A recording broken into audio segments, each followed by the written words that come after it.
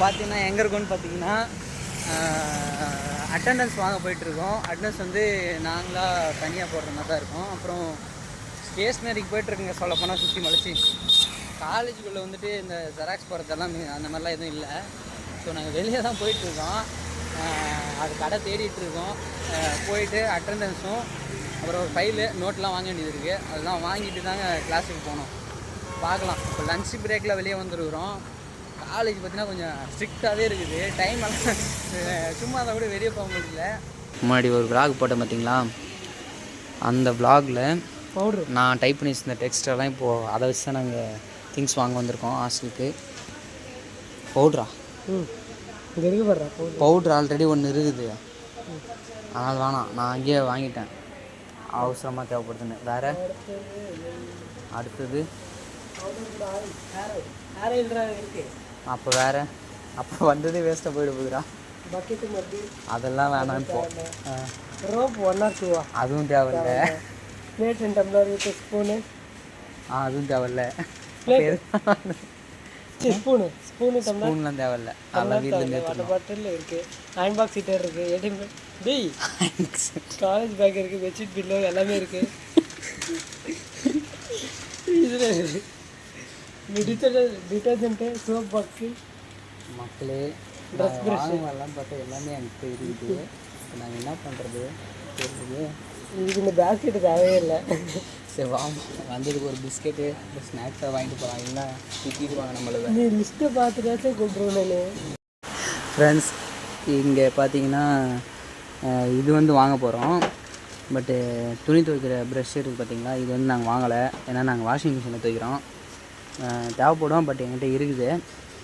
நாங்கள் வுட்டில் வாங்கலாம்னு பார்த்தா இங்கே வந்து பிளாஸ்டிக்கில் தான் இருக்குது. அண்ட் ரோப்பும் வந்து எங்களுக்கு தேவையில்லை, ஏன்னா ஹாஸ்டல்லே இருக்குது.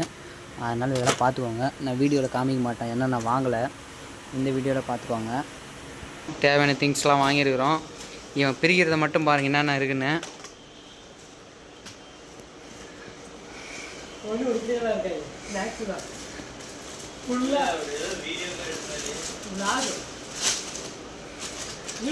நல்லா பாருங்க, தேவையான திங்ஸை வாங்குறேன்னு போயிட்டு தேவையான திங்ஸ் வாங்குறேன்னு போயிட்டு இங்கே பாருங்கள் என்ன நான் வாங்கிட்டு வந்துக்கிறான்னு மட்டும்.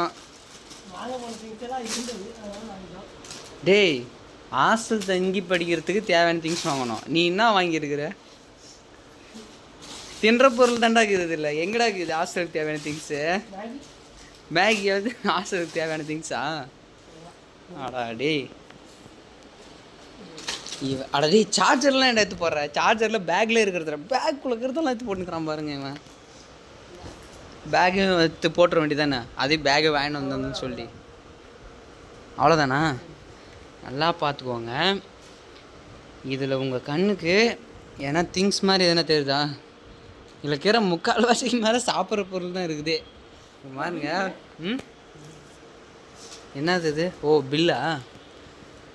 லிஸ்ட்டு பார்த்தீங்கன்னா ரொம்ப பெருசாலாம் இல்லை, சின்னது தான். எவ்வளோ இருக்குது? 644. பில்லே இல்லாமல் ஒரு 3-4 பொருள் இருக்குது. அப்படி எதுடா?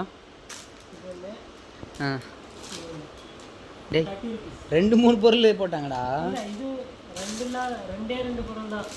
அந்த காது அது ஒன்று. அவ்வளோதான்.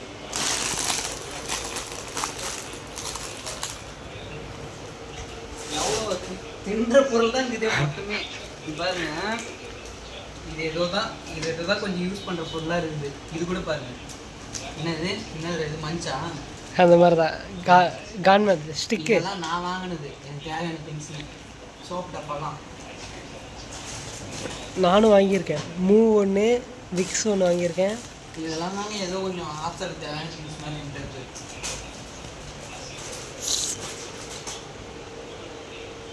ஃப்ரெண்ட்ஸ் பார்த்தீங்கன்னா அசைன்மெண்ட் கொடுத்து கேள்விப்பட்டிருப்பீங்க, ஹோம்ஒர்க்குன்னு ஏதோ சொல்லி கூட கேள்விப்பட்டிருப்பீங்க. அது என்ன சொல்லுவாங்க, டெஸ்ட்டுக்கு கூட ஏதோ ஒரு கொடுத்து கூட கேள்விப்பட்டிருப்பீங்க. ஆனால் இங்கே எங்களுக்கு கொடுத்துக்கிறது என்னன்னே தெரியாமல் நாங்கள் எழுதினுக்கிறோம். இதுதான் பார்த்தீங்கன்னா ஏதோ ஒரு ஜேர்னல், ஓகேங்களா?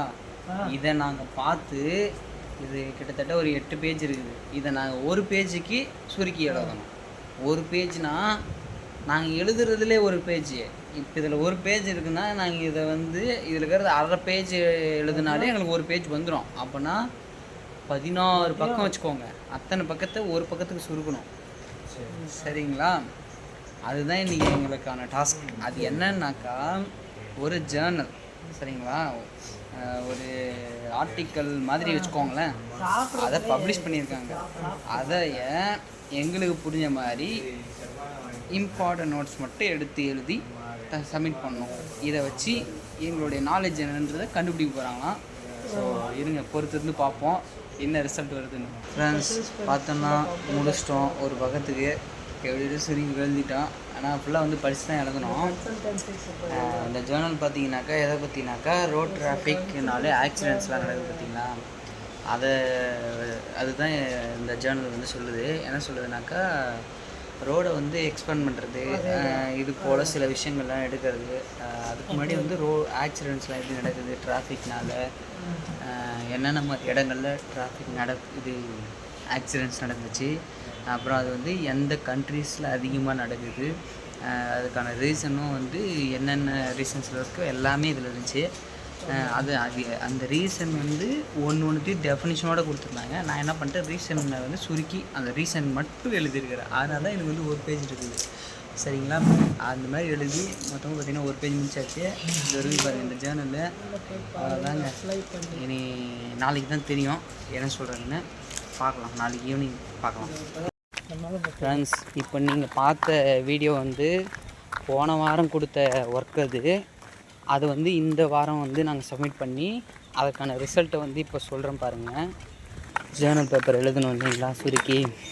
அதில் வந்து என்ன இதெல்லாம் சொன்னாங்கனாக்கா, நாங்கள் வந்து பேசிவ் வாய்ஸில் ஆக்டிவ் வாய்ஸில் எழுதியிருக்கோமா, பேசிவ் வாய்ஸில் எழுதணுமா, அதுதான் வந்து ஜேர்னலாம். ஸோ அந்த மாதிரி எழுதணும் அப்படின்ற மாதிரி சொன்னார். நெக்ஸ்ட்டு ஒரு 2 or 3 weeks ஆஃப்டர் கொடுக்குறேன்னு சொல்லியிருக்காரு அவரே ஜேர்னலு. இப்போ நாங்களாக செலக்ட் பண்ணது. இதுக்கப்புறம் அவரே கொடுப்பாராம். அது எப்படி இருக்குன்றதை பார்த்துட்டு நாங்கள் எழுதணும், சொல்லணும். அதில் யூஸ் பண்ணக்கூடிய வேர்ட்ஸ் ரொம்ப முக்கியம். இதெல்லாமே ரிசர்ச் ஜேர்னலில் நார்மலாக இருக்கும். இந்த மாதிரி வேர்ட்ஸ்லாம் எழுதக்கூடாதான், கொஞ்சம் டெக்னிக்கலாக இருக்கணுமா. சரிங்களா? இவ்வளோ தான் சொன்னாங்க. சரிங்க, எங்கள் எஃப்ஐ வர மாதிரி இருக்குது. நான் ஃபோனை வைக்கிறேன், அப்புறம் பார்க்கலாம்.